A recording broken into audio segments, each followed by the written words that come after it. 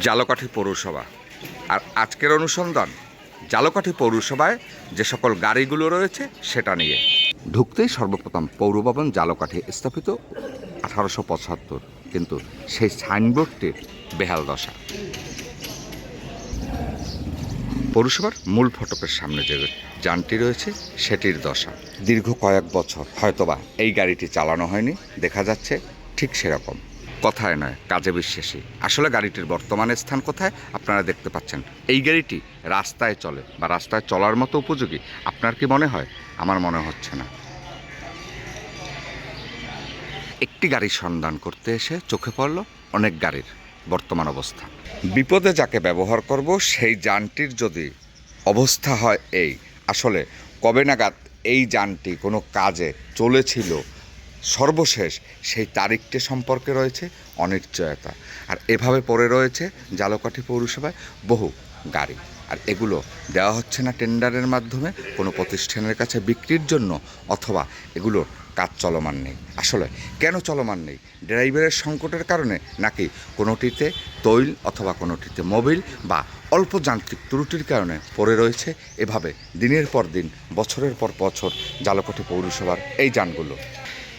সারি দেখে মনে হচ্ছে একটি গাড়ির স্ট্যান্ড, আর সেই গাড়ির স্ট্যান্ডটি ব্যবহার করা হচ্ছে জালকাঠি পৌরসভার ঠিক কাপড় শুকানোর যে রশিটি থাকে ঠিক সেখানে।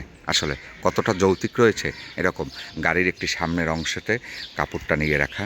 জালকাঠি পৌরসভার ঠিক ভিতরেই আমরা যদি প্রধান ফটকের বা প্রধান ভবনের পিছনের দিকে তাকাই, সেখানেই দেখা যাচ্ছে বদ্ধ করে সাজানো রয়েছে জালকাঠি পৌরসভার গাড়িগুলো, কিন্তু এই গাড়িগুলো আদৌ চলবে কিনা বা চলছে কিনা সে বিষয়ে সুনির্দিষ্ট কোনো তথ্য নয়। এখন আজকের ভিডিওটির মূল যে বিষয়টি সেটি যদি একটু আলাপ করতে যাই, জালকাঠি পৌরসভার সাবেক যে মেয়র ছিলেন লিয়াকত তালুকদার, সে যে যানটিতে অর্থাৎ গাড়িটিতে চড়ে অফিস করতেন, আসলে আজকের 24 জুলাই গণ অভ্যুত্থানের পরে 18 মাস পরেও সেই গাড়িটি কেন নেই জালকাঠি পৌরসভায়? আর গাড়িটি কোথায় গেল? কোনো একটি গোপন সূত্রে জানা যায় গাড়িটি বরিশালের একটি গ্যারেজে 5,70,000 টাকার বিনিময়ে সার্ভিসিং করতে দেওয়া হয় আজ থেকে ঠিক 2 বছর আগে, কিন্তু আজ পর্যন্ত সেই গাড়িটি কেন ফিরে আসলো না জালকাঠি পৌরসভায়? এটাই হচ্ছে সাধারণ জনগণের মনে প্রশ্ন। তবে শুধু সেই গাড়িটি নয়, জালকাঠি পৌরসভা থেকে বেশ কয়েকটি গাড়ি মিসিং। আসলে সেই গাড়িগুলো কোথায় এবং কার দায়িত্বে সেই গাড়িগুলো জালকাঠি পৌরসভা থেকে অন্যত্র চলে গেল, এটাই হচ্ছে মূল বিষয়। অনুসন্ধান চলছে, খুব শীঘ্রই বেরিয়ে আসবে সেই রহস্য। চোখ রাখুন। চলুন পূর্বের একটি গাড়ি দেখে আসি। জালকাঠি ঠ 11007।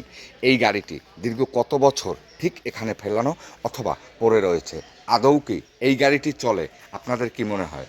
আসলে এরকম পরিত্যক্ত অবস্থায় দিনের পর দিন যদি গাড়িগুলো এরকম পড়ে থাকে, সেই গাড়িগুলো বাজার মূল্য যখন বিক্রি করতে যাবে কত টাকা পেতে পারে? আসলে কেন পড়ে রয়েছে, কেন ফেলে দেওয়া হচ্ছে, কেন এখানে এই গাড়িগুলো বছরের পর বছর পড়ে থাকবে?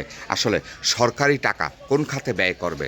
কাগজ কলমে অনেক টাকা সরকারি উধাও হয়ে যায়, কিন্তু যে পণ্যটি ক্রয় করা হয় সেটির বাজার মূল্য আর বর্তমান বাজার মূল্য আর কিছুদিন পরে বাজার মূল্য, আসলে মানুষের কাছে এটা একটি বর্তমান সময় গুরুত্বপূর্ণ বিষয়। অর্থাৎ একটি জিনিস যদি একবার ক্রয় করা হয় সেই জিনিসটার মূল্য থাকে না, আর যখন সরকারি অফিসের জিনিসটি 2-4 বছর ব্যবহার করা হয় সেটি পরিত্যক্ত হিসেবে এভাবেই দিনের পর দিন, মাসের পর মাস, বছরের পর বছর পরে থাকে। কিন্তু সাধারণ মানুষের সেই উপার্জিত অর্থ সেটা নিয়ে এভাবে বিলাসবহুল জীবনযাপন করে কিছু লোক, আর যখনই সেই গাড়িটায় কোনো সামান্য ত্রুটি দেখা দেয় ঠিক তখনই ফেলে রেখে দেয় এভাবে সরকারি জায়গার একটি গ্যারেজে, আর পুনরায় নতুন বরাদ্দ দিয়ে তারা চেষ্টা করে নতুন একটি গাড়ি ক্রয়ের, আর সেই গাড়িটি তাদের চলাফেরা করতে হয় পরিবার এবং তাদেরকে।